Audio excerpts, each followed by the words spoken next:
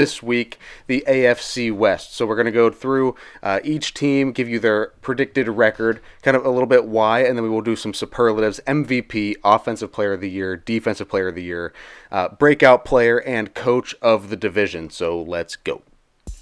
All right, we always start in the basement of divisions, and so let's go to number 4. And this, I mean, you thought it was one of our hotter takes, but then we went through the schedule and we're like, that's not really that hot of a take. No. I mean, maybe we're crazy. The Denver Broncos at 5-12. Now, I do like Sean Payton. I think he's a very good NFL coach. We've seen it before, right? I think he is, I don't want to say the reason, because that kind of discredits Drew Brees, but one of the major reasons he's a Hall of Famer. A first ballot, most likely. And I think Bo Nix fits what he wants to do. I just don't know if I actually have faith in a rookie quarterback with not a ton of talent around him to lead a team to, like, a 500 level fringe wild card team that I think a lot of people, they kind of view them in that class, and we just don't. Who is on this team? Like, what playmakers do you have? I do like Patrick Surtain on defense. Okay. They don't have a ton of talent up front. No. I would say average at best. Linebackers, same way. Like, nobody in that front 7 is like, wow. And outside of Surtain, nobody in the back, 4 really impresses me at all either. Most important position on the field, what is it? I would say quarterback. And who's theirs? Bo Nix, probably. Maybe Jarrett Stidham, but I don't know. If you draft a 24-year-old quarterback, you draft him to start. So I would imagine Bo Nix would start. Look through that schedule. It's going to be tough. It's tough sledding for them from the get-go, and it doesn't really let up. So I would tend to agree with you. 5 wins feels right. Sure. Let's go number 3 here. The Raiders I view as slightly better because I just think they do more well. They do have some talent on the offensive side of the football. I don't love that they lost. That's what I like. Yeah. So they have some talent, not a ton, but some. I do like Devontae Adams a lot. I like Brock Bowers. They just drafted him at tight end. And they even drafted a good tight end last year out of Notre Dame, that Mayer kid. And I think he can play. So having 2 tight ends and a good wide receiver, they should at least be serviceable.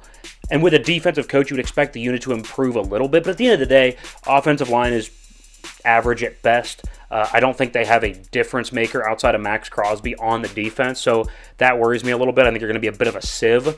And the offense, I think some games they'll look really good. I think some games they will be pretty bad. Absolutely. Now, I think it's going to be an inconsistent offense with either Aiden O'Connell, who's a second-year guy, or Gardner Minshew, who both young quarterbacks and journeyman quarterbacks, it's not their ability to do it for 1 or 2 games. It's the ability for over a season, can you sustain at a professional level? And that's kind of what separates Gardner from...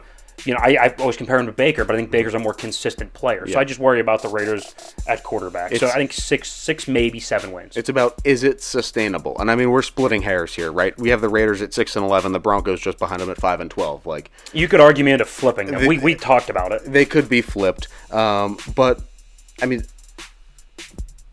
yes, there's a lot to argue about and a lot to look at here. But, I mean, at the end of the day, they're not going to be a playoff contender. They're going to be 3rd, 4th in the division. Yeah, so we always give records, but I think that's the least important part of this ranking. The order is, you know what I mean? I think the order, absolutely. Like, we can nitpick on, the Broncos should win 7 games, but like they feel like a last place team to me. So if they win 7, then the Raiders are winning 8. You know what I mean? Like, we can argue about wins, but. Number 2, I'd go the Chargers. We estimate, again, not that important, at 11-6, but you could talk me into 10-7. I'm a little higher on them than most people because I'm higher on Harbaugh than most people. I think he's won everywhere. Maybe it's not instantly and winning at the highest level instantly, but he's going to make your team a lot better. And we're big on... You gotta have an identity, right? Like, if I don't know what you do and what you do well, then it's really hard for when times get tough in an NFL season. What is your plan of attack? If you don't have a plan, you kind of have nothing. Yeah. And they haven't had a plan or a direction in a couple years. And I think Harbaugh gives them an authentic identity and plan with the organization. Run the football, physical on the lines of scrimmage, set Herbert up for success. We don't need a high-flying offense. We need a consistently good, serviceable, complementary football type offense. And I think that's what you're going to get. Yeah, that's exactly what you're going to get. I like them a lot, and we have them splitting with the Chiefs. Like, that says a lot. They play the Chiefs really well. That's a good matchup for them. It is. But I just think it says a lot when you can be competitive with the top dogs. They are going to fight their way up there. I know, like, we have seen it coming for the past 2 to 3 seasons. Yeah. but I think this is finally the year that it happens. 11-6 seems right. They're going to slip into a playoff spot, I'd imagine. I think so too. They have one rough stretch in their schedule, and it's Browns, Titans, Bengals, Ravens, Falcons, Chiefs. Now, I know the Titans aren't great, and we don't know about the Falcons yet, and that's later in the season. Is Kirk going to be healthy, right? It's not an easy game. But if they can go 3-3 in that, so like they beat the Browns and Titans, lose to the Bengals, lose to the Ravens, beat the Falcons, lose to the Chiefs, 3-3, then I think they're going to have an okay year. If that's a 1-5 stretch, they're going to have big problems. Going to be very talented. So that is the crux of their season, is that 8-game stretch. Like, prove it here. Absolutely. All right. Absolutely. And number one, the Chiefs. I don't think this is a big surprise. Pick your win total. We estimated 13-4, but they're going to be favored in almost all 17 games. So really, it's just like, we know they're not going to go undefeated. Right? We know they're probably going to lose 3 or 4 games. You pick your own losses. That's just what we estimated. They kind of feel like a 13-win team. Because at the end of the day, it's not a dominant offense. It's a really good offense under Patrick Mahomes. They've started to run the football more. The offensive line's getting better.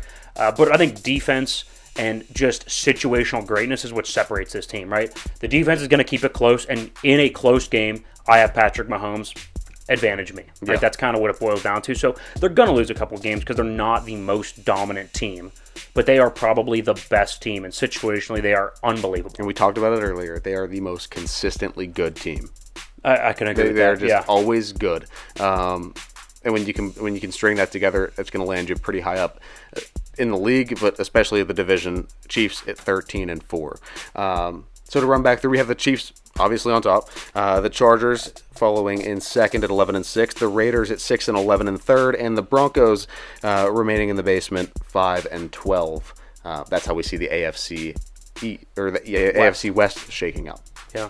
All right. We have superlatives now. So the best players in the division, once again, the MVP, Offensive Player of the Year, Defensive Player of the Year, Breakout Player, and Coach of the division. We're going to start with the MVP.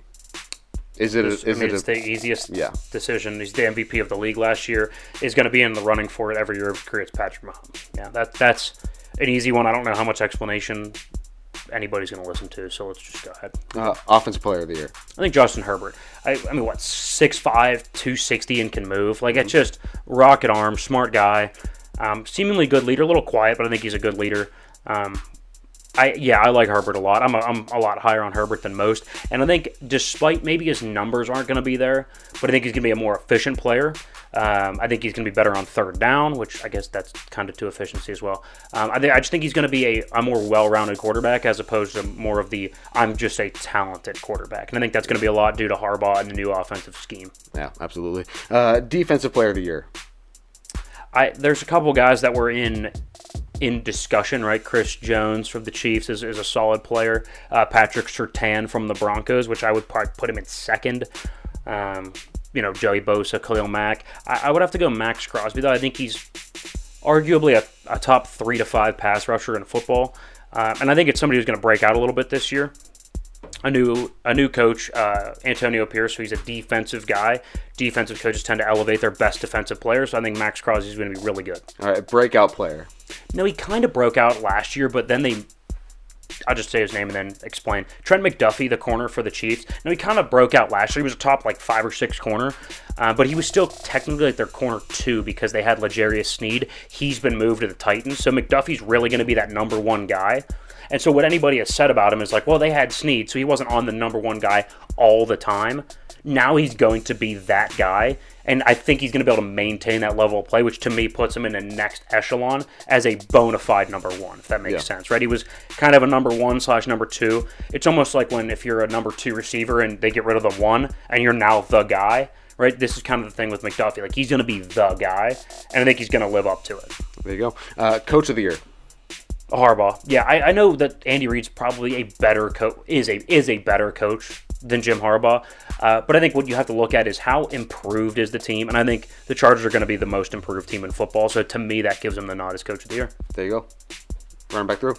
Mahomes at MVP, Offensive Player of the Year, Justin Herbert, DPOY Max Crosby, Breakout Player Trent McDuffie moving from DB2 to DB1, and Coach of the Year, Jim Harbaugh of the Chargers. Perfect. Guys, you can go check that out on the Instagram, TikTok, Twitter. It's pretty much posted everywhere that you can find the show, so go follow, subscribe on there. We appreciate it. But